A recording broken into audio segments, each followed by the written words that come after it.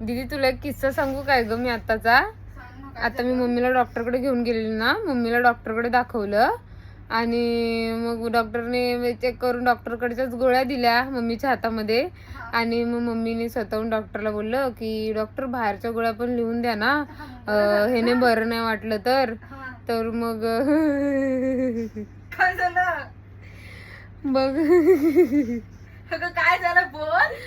मग काय मम्मीने गोळ्या दिल्या, मग डॉक्टरने लिहून नाही दिली. डॉक्टरकडे एक होती गोळ्या बाहेरच्या असतात त्याच्यामधली, ती डॉक्टरने मम्मीकडे दिली.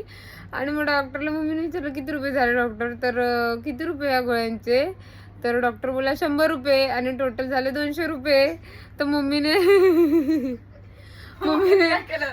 लगेच डॉक्टरांना गोळी परत केली. डॉक्टर ह्या गोळ्यांनी बरं नाही वाटलं ना तर मी त्या गोळ्या घ्यायला पाठवते मुलीला, असं बोलून बाहेर आली. एवढा हसायला आलं की डॉक्टरांना वाटलं असेल ना एकदम एकदम एकदम से इन्होंने वक्त बदल दिए, जज्बात बदल दिए, जिंदगी बदल दी. मग काय करू. स्वतःनेच मागितल्या गोळ्या. डॉक्टर काय म्हणाले तर भाई साहेब आताही बोलला मला बाहेरच्या गोळ्या लिहून द्या डॉक्टर. आणि बाहेरची गोळी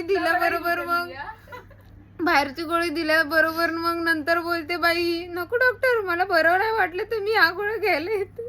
अगं येडी, 3 गोळ्या 3 डॉक्टरकडे जाऊन सर्दी कमी नाही होत आहे, मग गोळ्या आणून ठेवून काय करू. म्हटलं बरं नाही वाटलं तर येईन परत. मला असं भाई साहेब मम्मी मध्ये किती. आणि तिथे तुला माहितीये ही अर्ध्या रस्त्यात येऊन हसायला लागली मध्येच. मी बोलली काय झालं ग, तर बोलते थांब मम्मी जरा सांगते तुला, अचानक से वक्त बदल दिया, जज्बात बदल. म्हटलं काय. मी फक्त मम्मीला एवढंच बोलली, मम्मी एकदम से तुमने वक्त बदल दिया, जज्बात बदल दिए, जिंदगी बदल दी. 100 रुपये असे येत होते मगच खिचून घेतले.